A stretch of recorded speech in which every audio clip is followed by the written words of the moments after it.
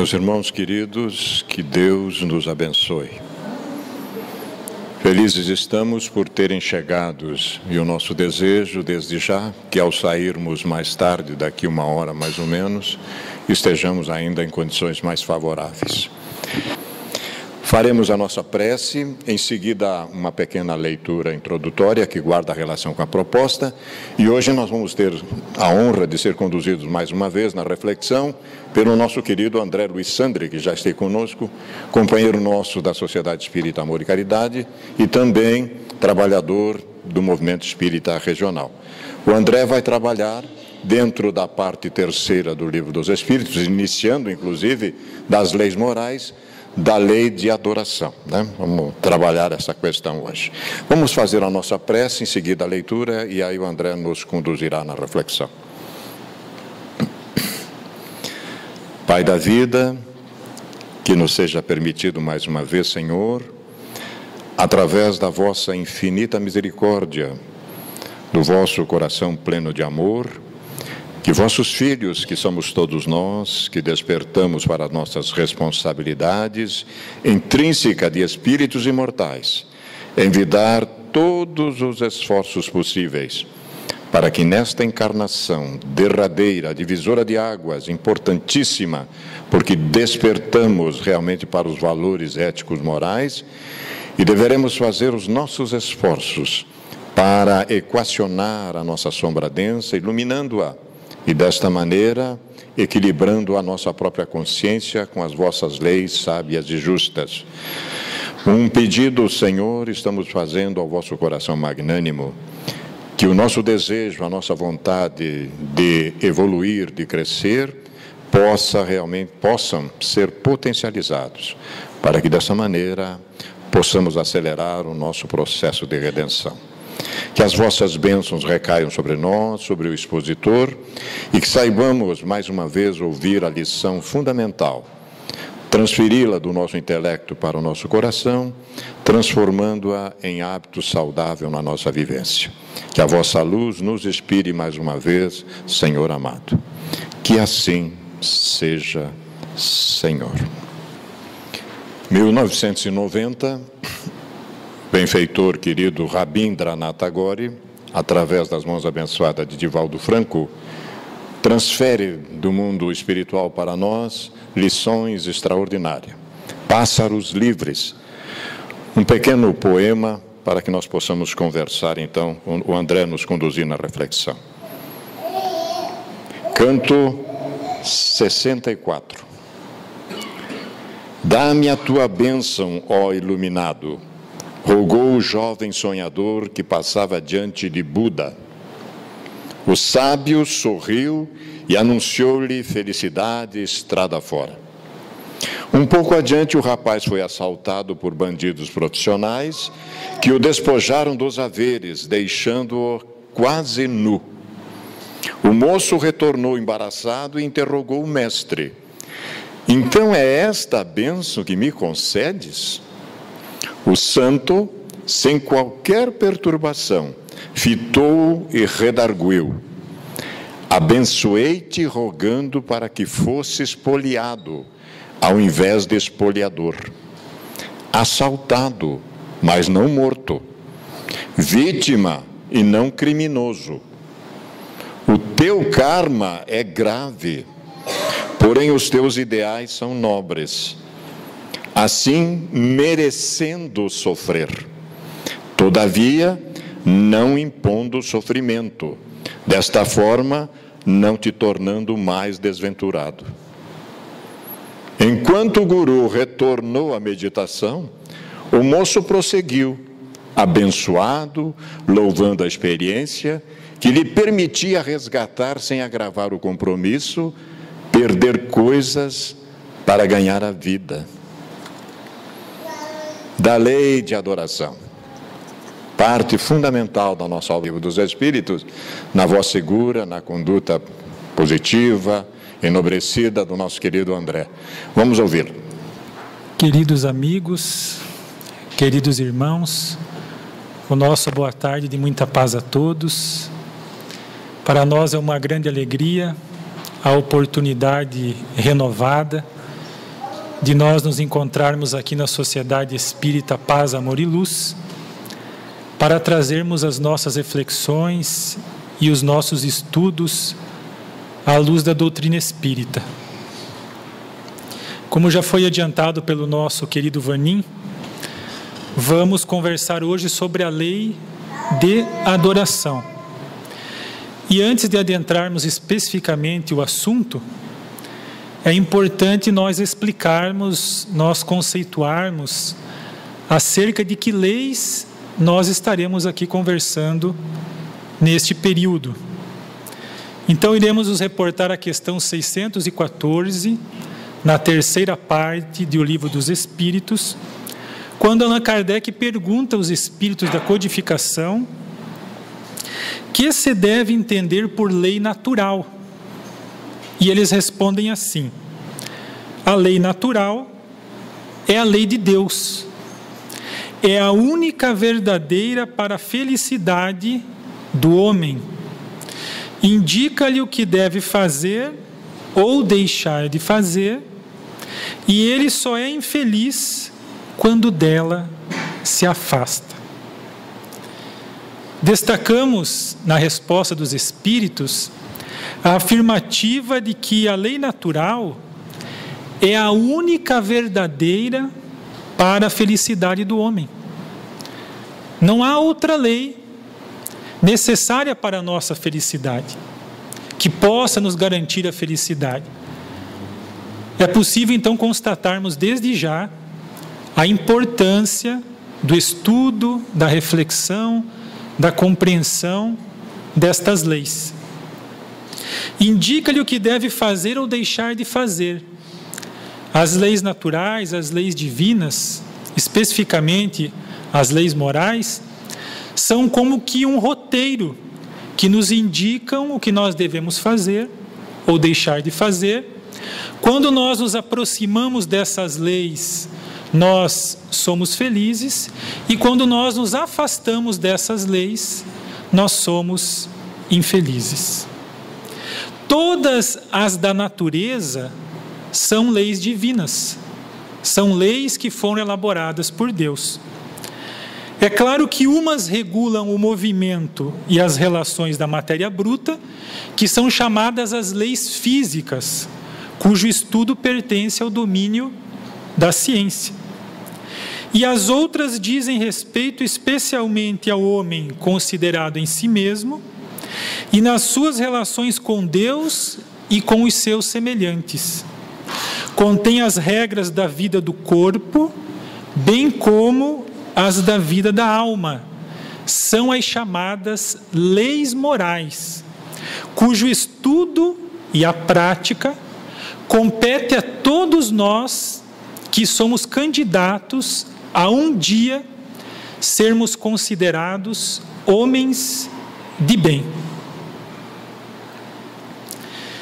A nossa evolução, a nossa felicidade depende do conhecimento e da correta observância dessas leis.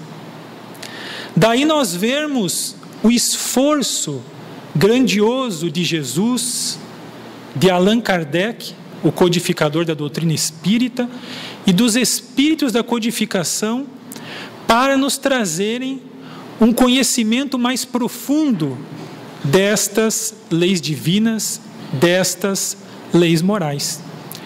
Porque a nossa ignorância com relação a essas leis é o que nos tem feito cometer muitos erros e equívocos.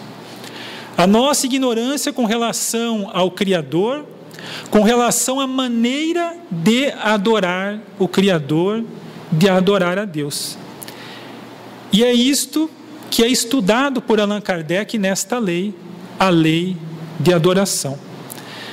Allan Kardec evidencia essa dificuldade na compreensão do Criador e na maneira de adorá-lo através do nosso processo evolutivo, quando estuda, dentro da lei de adoração, os assuntos, o politeísmo e os sacrifícios. Com relação ao politeísmo, o codificador pergunta na questão 657. Por que razão, não obstante ser falsa a crença politeísta, é uma das mais antigas e espalhadas? Respondem os espíritos.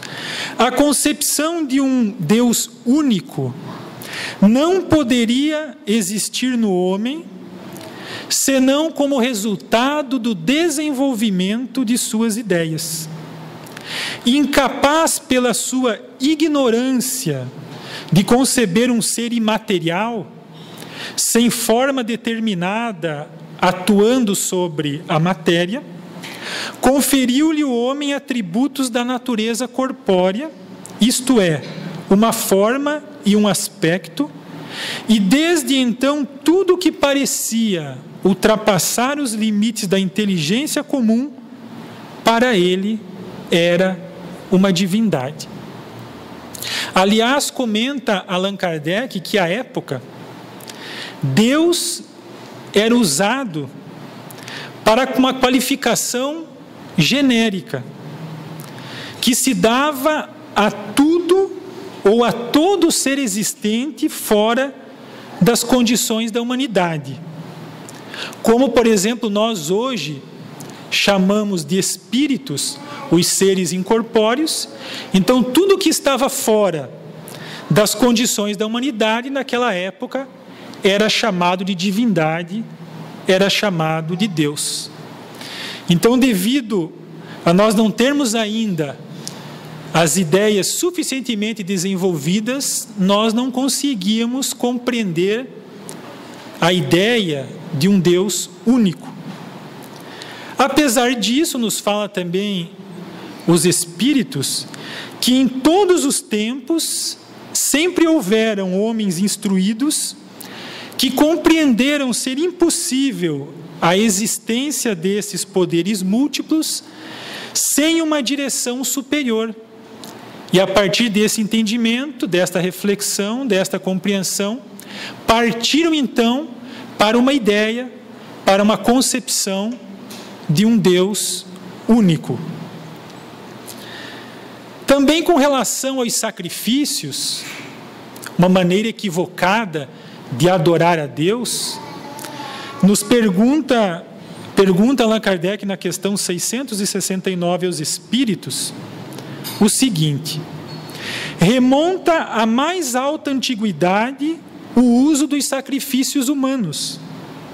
Como se explica que o homem tenha sido levado a crer que tais coisas pudessem agradar a Deus?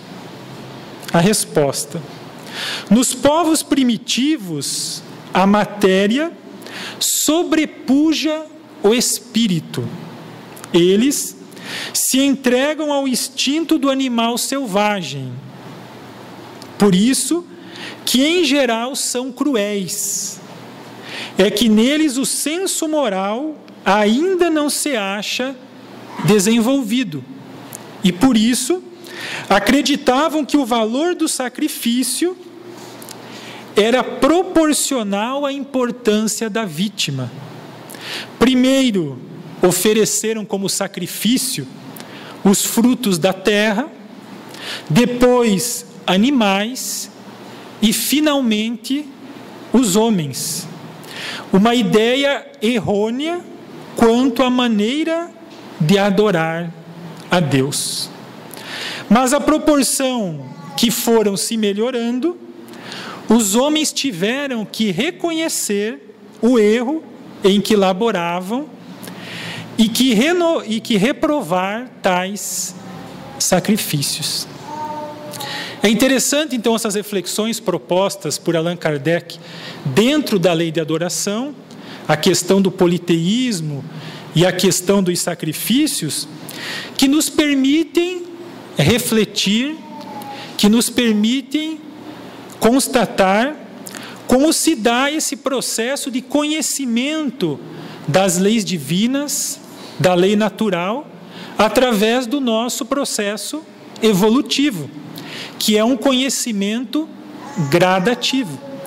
Na medida, então, que nós temos condições de conhecer com mais profundidade essas leis, através do desenvolvimento da nossa inteligência, essas informações vão chegando de forma gradativa até nós, para que nós possamos, aos poucos, conhecê-las então com mais profundidade. O codificador então endereça aos espíritos diversas questões para nos esclarecer agora com mais profundidade sobre esta lei natural, a lei de adoração. Essas perguntas são reunidas sob vários títulos, tais como o objetivo da adoração, adoração exterior, vida contemplativa e também com relação à prece. Com relação ao objetivo da adoração, pergunta então o codificador na questão 649. Em que consiste a adoração? O que é a adoração? Como se dá? Como funciona esse mecanismo, esse processo da criatura adorar o Criador? Respondem os espíritos: na elevação do pensamento a Deus.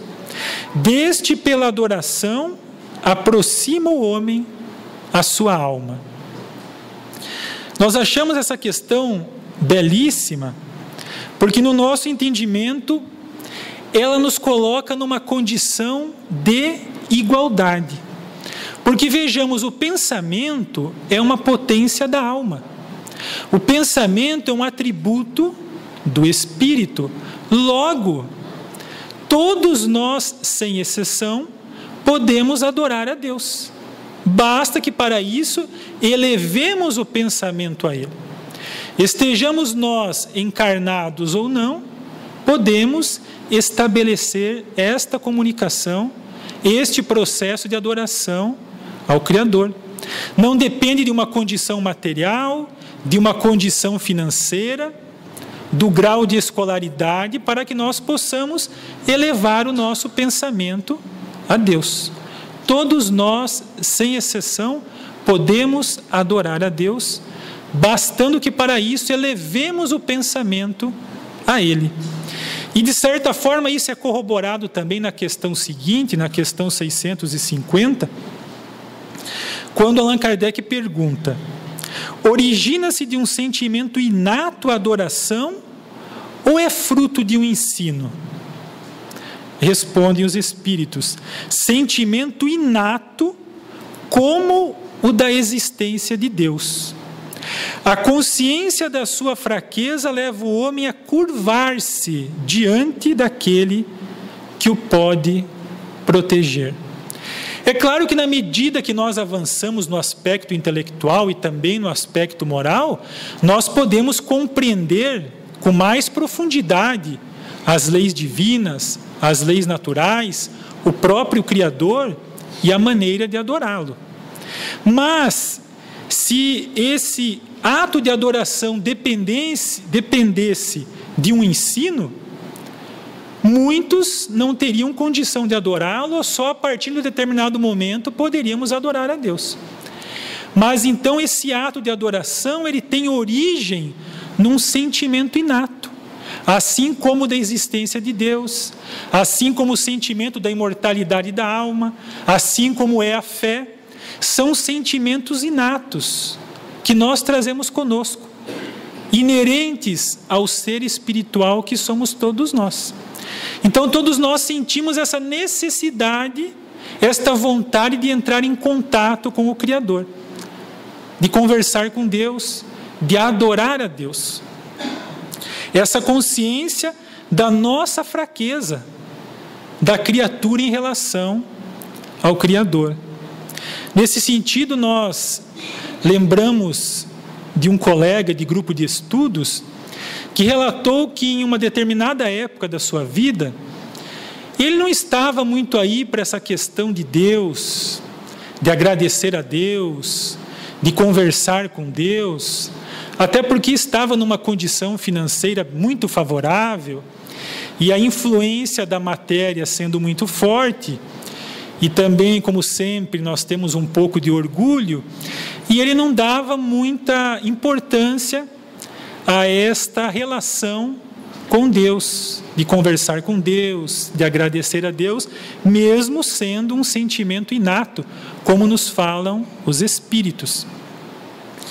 E ele relatou ainda que estavam pescando no rio Paraná, e não lembro por que motivo, o barco virou, e eles começaram a descer a correnteza, e naquele momento, o que fez ele instintivamente? Não se lembrou da sua fortuna, não se lembrou dos amigos, nem sequer da esposa, dos filhos, dos familiares queridos.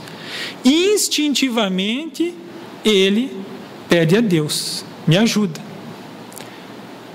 E ele começou ali a fazer as orações, e nós até, num tom de brincadeira, naquela época, falamos que ele havia estabelecido uma outra unidade de medida, que era Pai Nosso por minuto, de tanto que ele rezava ali um Pai Nosso na medida que ia descendo o rio Paraná, ele estabelecia uma nova medida, né? Pai Nosso por minuto.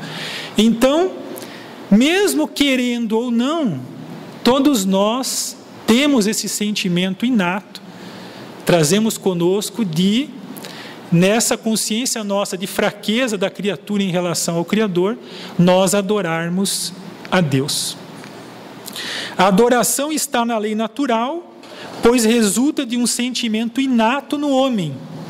Por essa razão é que existe entre todos os povos, se bem que sob formas diferentes. Porque depende também da nossa compreensão, do nosso entendimento. Então, com relação à forma, essas formas de adorar a Deus entre os povos são formas diferentes. Diferentes entendimentos sobre o próprio Criador e sobre a maneira de adorá-lo. Como se o valor estivesse mais na forma do que no fundo. Então, formas diferentes de nós adorarmos a Deus. Daí Allan Kardec abordar o assunto da adoração exterior e perguntar aos Espíritos na questão 653 se precisa de manifestações exteriores à adoração.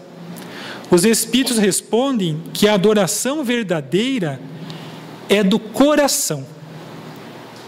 Sobre todas as suas ações, lembrai-vos sempre de que o Senhor tem sobre vós o seu olhar. Então, o que vale é sempre a nossa intenção, o que se passa na nossa intimidade. A adoração verdadeira é do coração, tem que ser algo profundo, de sentimento, com sinceridade, com fervor, com fé, algo que leve também nós a sermos indivíduos melhores. Allan Kardec pergunta na questão seguinte, se tem Deus preferência pelos que o adoram desta ou daquela maneira. E eles respondem que Deus prefere os que o adoram do fundo do coração, como se ele repetisse a resposta da questão anterior, com sinceridade, fazendo o bem e evitando o mal, aos que julgam honrá-lo com cerimônias que os não tornam melhores para com os seus semelhantes. Não é que o problema esteja nas cerimônias, elas até têm o seu valor, mas os Espíritos nos dizem que às vezes nós gastamos muito dinheiro com as cerimônias exteriores que podiam ser melhor empregados esses recursos. Então, mais importante do que as cerimônias é o que se passa no nosso coração. É nós fazermos o bem, evitarmos o mal, é nós nos melhorarmos, é nós fazermos o bem. E para que nós possamos fazer o bem cada vez melhor, com mais intensidade, nós temos que nos melhorar também. Temos que nos qualificar cada vez mais para fazermos o bem com mais força, com mais intensidade. O que vale sempre, então, é a intenção. Lembrai-vos sempre de que o Senhor tem sobre vós o seu olhar. Mas se por um lado nós pudéssemos, na questão dos extremos, pensar que tudo está fora com relação à adoração exterior, nós também poderíamos nos equivocar pensando que basta nós pensarmos em Deus e que nós não precisamos fazer mais nada. Então, se de um lado eu tenho o extremo da adoração exterior, eu posso ter do outro lado o extremo da adoração interior, pensando que eu apenas preciso pensar em Deus e assim o estarei adorando sem que eu não tenha mais nenhum compromisso, nem mais nenhum dever. Então o codificador faz algumas questões relacionadas à vida contemplativa. E ele pergunta então na questão 657: tem perante Deus algum mérito os que se consagram à vida contemplativa, uma vez que nenhum mal fazem e só em Deus pensam? Vejamos a resposta dos Espíritos: não. Porquanto se é certo que não fazem o mal, também o é que não fazem o bem e são inúteis. Nós temos que ser, de alguma forma, úteis. Um dos objetivos da encarnação, além do objetivo principal, que é da evolução, é nós fazermos a parte que nos toca na obra da criação. Então nós temos que ser, de alguma forma, úteis. Demais não fazer o bem já é um mal. Deus quer que o homem pense nele, mas não quer que só nele pense, pois que lhe impôs deveres a cumprir na terra.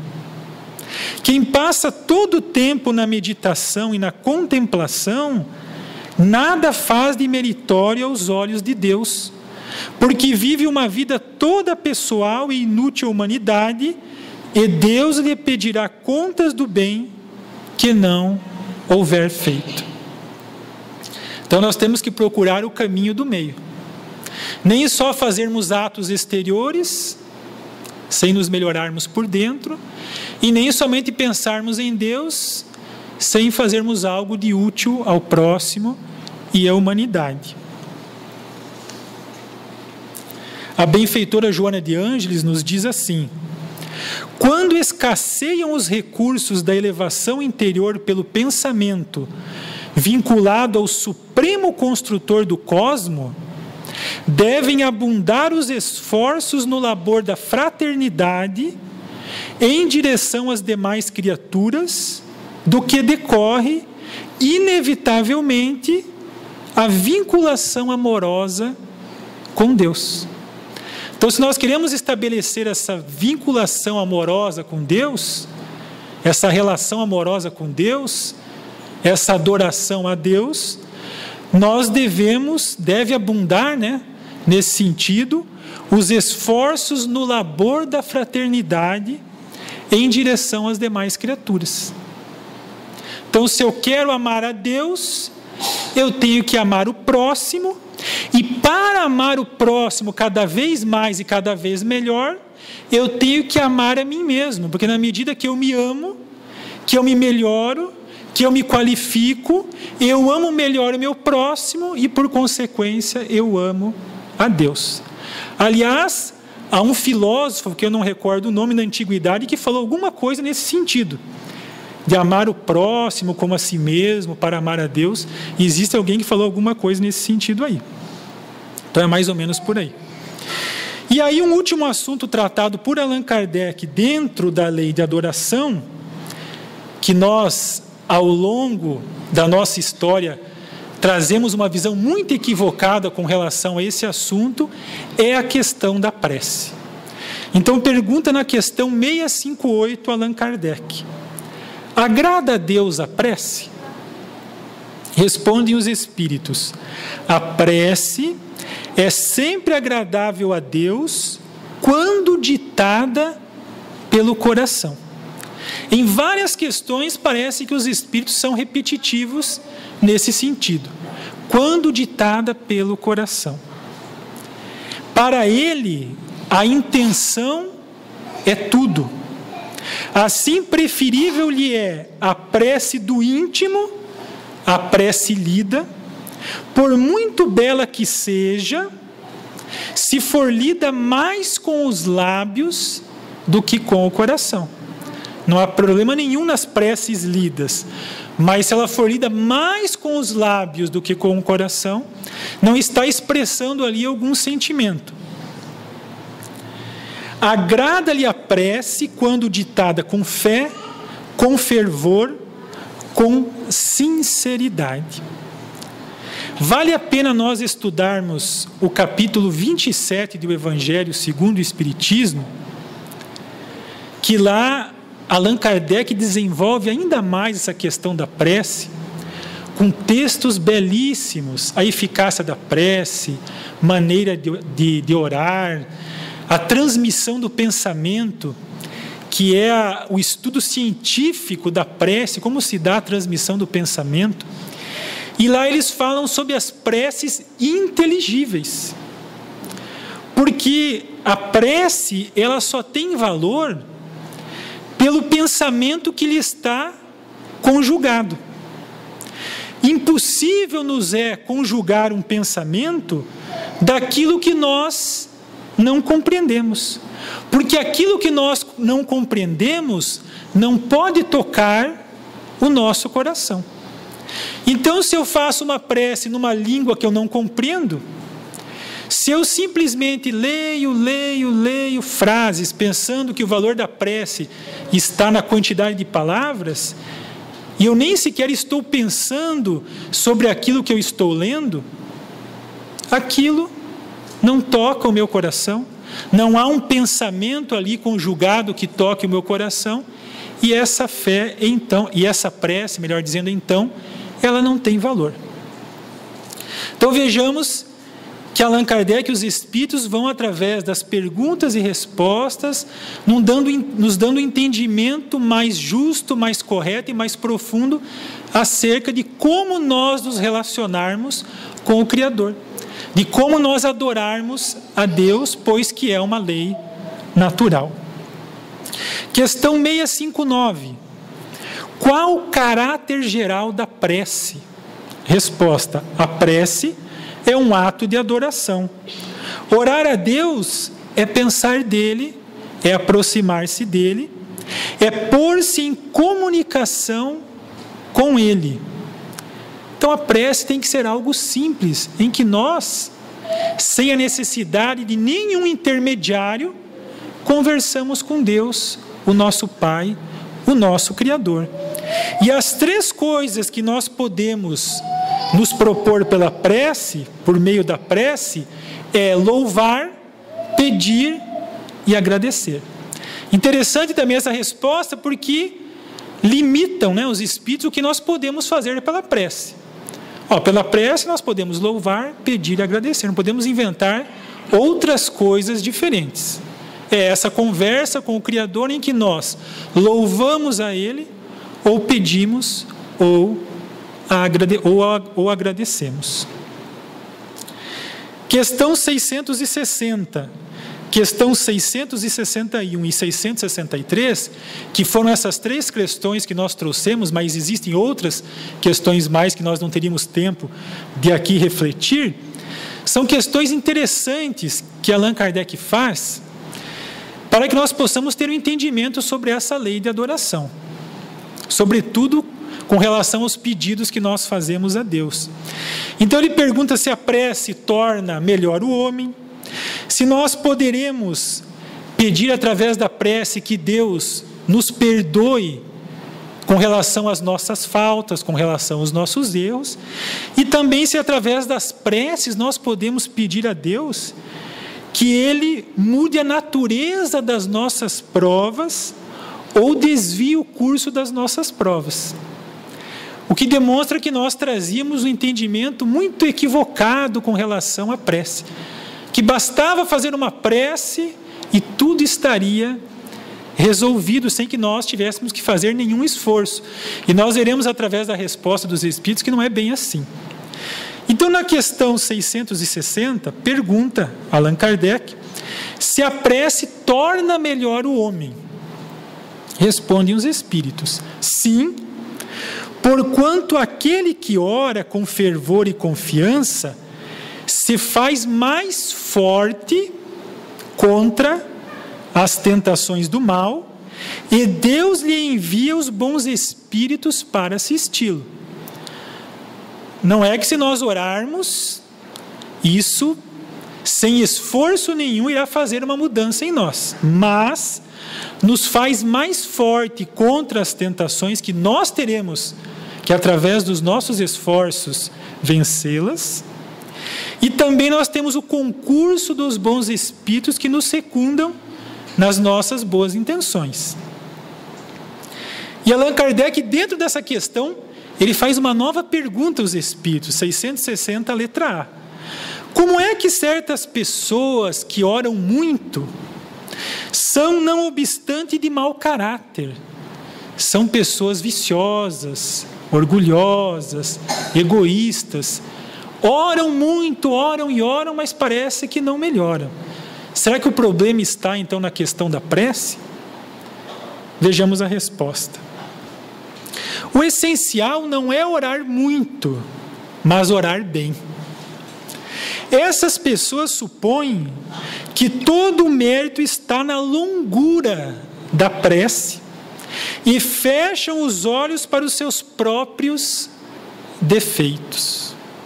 Oramos, oramos, mas não fazemos nenhuma mudança, não olhamos para dentro de nós para verificarmos quais são as nossas imperfeições e pedimos então a força, a coragem e a assistência para nós fazermos os esforços e nos reformarmos. Fazem da prece uma ocupação, um emprego do tempo, nunca, porém, um estudo de si mesmas. Olha que interessante a resposta dos Espíritos. Utilizarmos a prece para fazermos um estudo de nós mesmos. Usarmos a prece nesse processo de autoconhecimento para depois fazermos o autoenfrentamento. A ineficácia em tais casos não é do remédio, e sim da maneira por que o aplicam, concluem os Espíritos. E lá em o Evangelho segundo o Espiritismo, quando os Espíritos nos falam sobre a questão dos nossos pedidos, que nós pedimos e pedimos muitas coisas, e nos parece que elas nos são atendidas, o Espírito nos faz uma pergunta: já vos tendes lembrado de pedir a vossa melhoria moral? Então, muitas vezes o problema não está no remédio, e sim da maneira por que nós aplicamos o remédio. Na questão 661, poderemos utilmente pedir a Deus que perdoe as nossas faltas? Será que basta nós fazermos uma prece a Deus e pedir perdão das nossas faltas e tudo está terminado por ali? Ou nós pedirmos a outras pessoas que façam preces a Deus para que os nossos pecados, entre aspas, as nossas faltas, os nossos erros, os nossos equívocos sejam perdoados? Respondem os Espíritos: Deus sabe discernir o bem do mal. A prece não esconde as faltas. Aquele que a Deus pede perdão de suas faltas, só o obtém mudando de proceder. Então, nesta questão do perdão, sobretudo, tudo tem início a partir de uma mudança nossa, de postura, a começar pelo arrependimento. Aliás, os Espíritos estudam isso em O Livro dos Espíritos e também na obra O Céu e o Inferno, as 3 condições para que nós possamos, diante da justiça divina, repararmos qualquer erro, qualquer mal que nós tenhamos feito, que consiste no arrependimento, na expiação e na reparação. Então não basta orar. É claro que a partir do momento que eu faço uma prece com sinceridade, com fervor, e eu tenho um arrependimento sincero, é o início desse processo de reparação. As boas ações são a melhor prece, por isso que os atos valem mais que as palavras. Então os Espíritos não deixam saída. Orar não é apenas essa oração de nós estabelecermos essa conversa com Deus, de nós elevarmos o pensamento a Deus, comunicarmos com Ele. Essa também, é claro, é um ato de adoração, a prece é um ato de adoração, mas as boas ações também são a melhor prece. Então, além dessas nossas preces que nós fazemos pela manhã, à noite, nesses momentos que nós nos recolhemos para fazer a nossa prece, nós, se tivermos esse entendimento, nós estaremos incessantemente em prece, a todo momento, através das nossas boas ações, desse vínculo com a espiritualidade superior, nós estamos numa postura constante e incessante de prece. Nos falam os Espíritos em O Evangelho segundo o Espiritismo assim: não é um ato de amor assistirdes os vossos irmãos numa necessidade moral e física? O cumprimento dos nossos deveres diários é um ato de adoração a Deus. É uma prece que nós fazemos a Deus, esse esforço diário para nós cumprirmos os nossos deveres e as nossas obrigações. Também é uma prece, também é um ato de adoração. Os espíritos superiores estão numa prece contínua e constante, porque estão sempre vinculados ao bem superior, a Deus, nos seus pensamentos e nas suas atitudes, a todo momento, a todo instante. E a última questão que nós trouxemos aqui, com relação à prece, é a questão 663, onde o codificador pergunta: podem as preces mudar a natureza das nossas provas e desviar-lhes o curso? Respondem os Espíritos: as vossas provas estão nas mãos de Deus, e algumas há que têm de ser suportadas até o fim, mas Deus sempre leva em conta a resignação. A prece traz para junto de vós os bons espíritos e, dando-vos estes a força de suportá-las corajosamente, menos rudes elas vos parecem. Inútil, portanto, pedir ao Senhor que vos abrevie as provas, que vos dê alegrias e riquezas. Rogai-lhe que vos conceda os bens mais preciosos da paciência, da resignação e da fé. E esses são os verdadeiros bens que nós sempre os teremos quando nós os pedirmos com sinceridade a Deus através da prece. Nós queremos concluir a nossa exposição fazendo as nossas considerações finais com a leitura do texto intitulado Amar a Deus, da obra Leis Morais da Vida. Esta obra foi ditada pelo espírito Joana de Ângeles e psicografada pelo médium Divaldo Pereira Franco. E ela nos fala assim nesse texto, Amar a Deus: amor é vida. Sem o amor de Deus que tudo vitaliza, a criação volveria ao caos do princípio.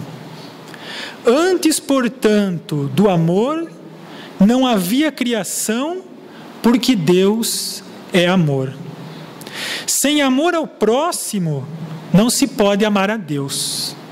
Nesse particular, o Evangelho é todo um hino ao Criador, mediante o eloquente testemunho de amor ao próximo apresentado por Jesus.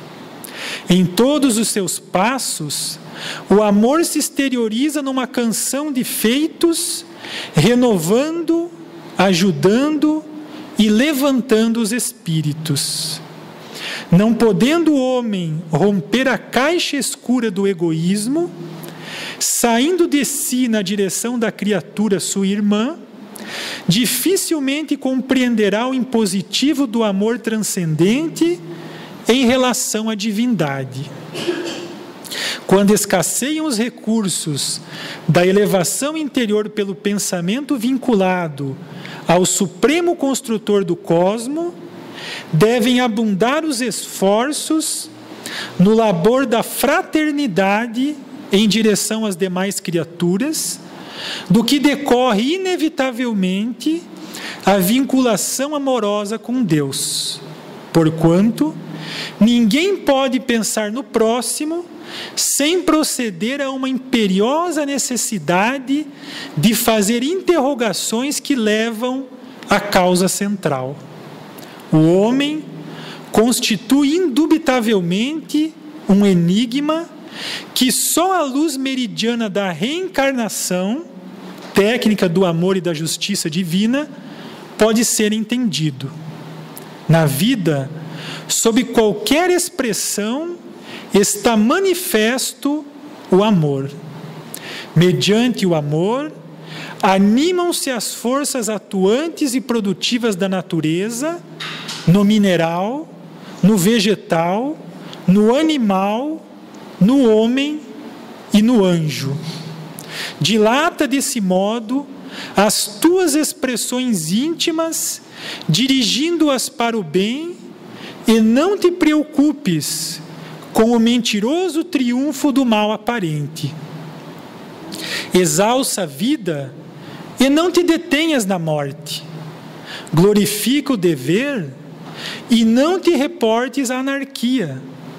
Fala corretamente e retificarás os conceitos infelizes.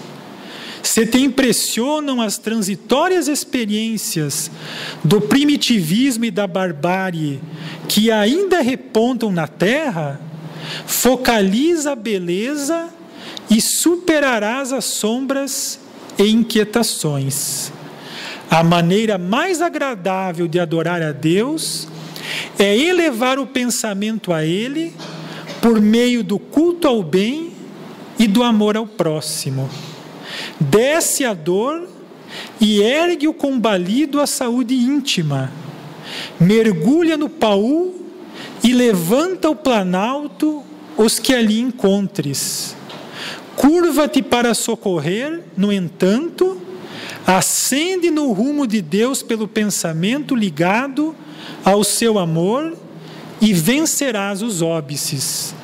Se desejas, todavia, compreender a necessidade de amar a Deus, acompanhe o desabrochar de uma rosa, devolvendo o perfume à vida, o que extrai do solo em humus e adubo.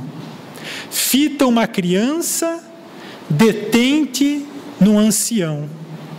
Ama, portanto, pelo caminho quanto possas, plantas, animais, homens, e te descobrirás, por fim, superiormente amando a Deus.